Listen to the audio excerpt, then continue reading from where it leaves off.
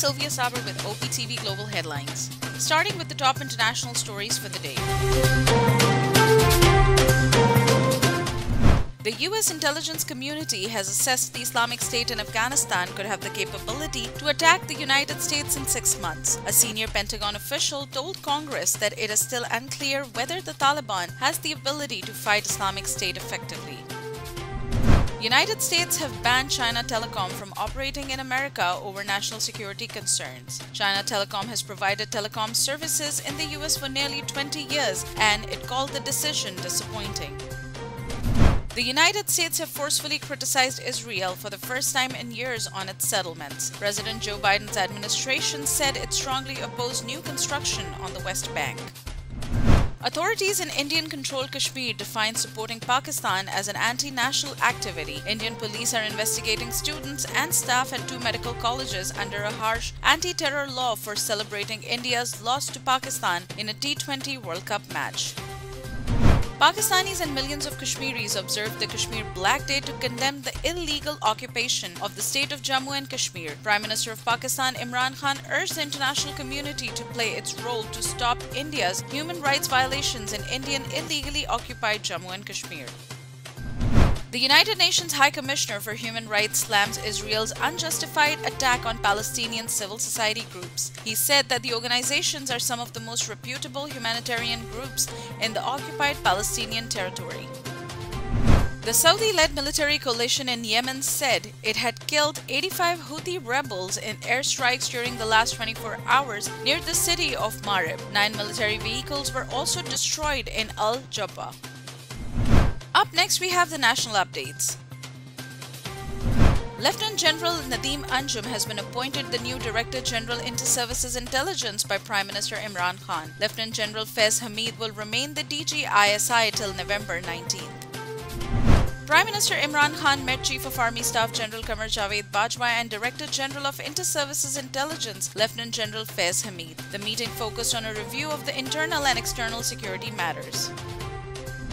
Prime Minister Imran Khan spoke to the Prince of Wales. Prince Charles and Mr. Imran Khan agreed on the need for greater global cooperation on climate change and protecting the environment.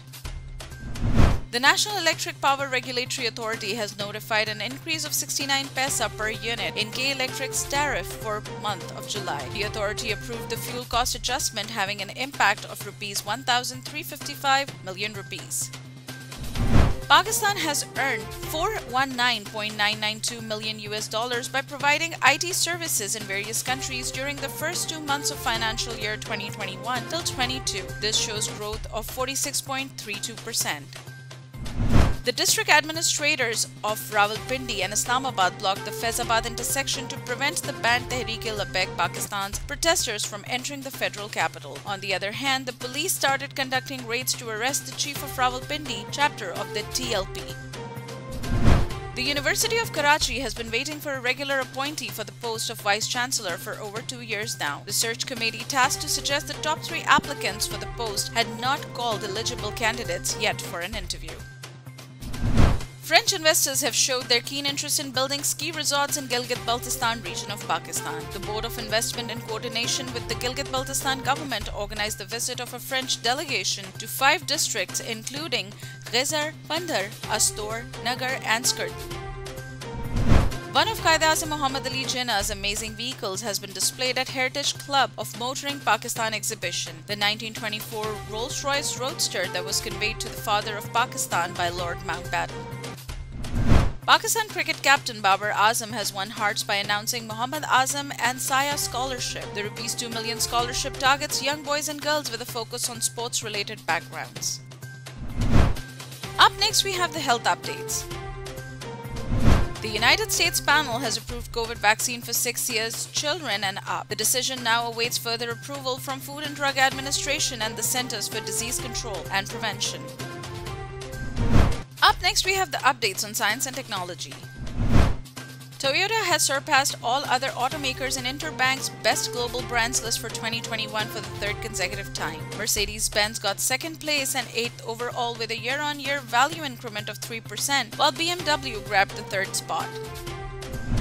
Sony has launched new mobile phone Xperia Pro 1 with the biggest smartphone cameras in the world. It can produce 12MP photos using a 2.4 micrometer pixel pitch, which is 20% larger than the iPhone 13 Pro Max's pixels.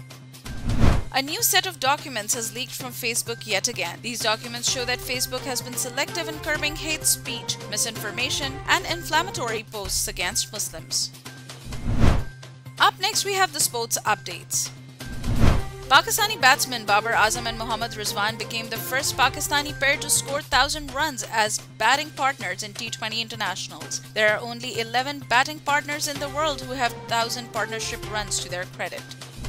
Pakistan remained on the top of the table in their group after defeating New Zealand by 5 wickets in their second T20 World Cup clash. Pakistan have 4 points in the tournament now at a net run rate of 0.738. Turkish athlete has broken the world record at variable weight-free diving without using breathing. Sahika Erkuman managed to complete 100-meter diving with the time of 2 minutes and 53 seconds.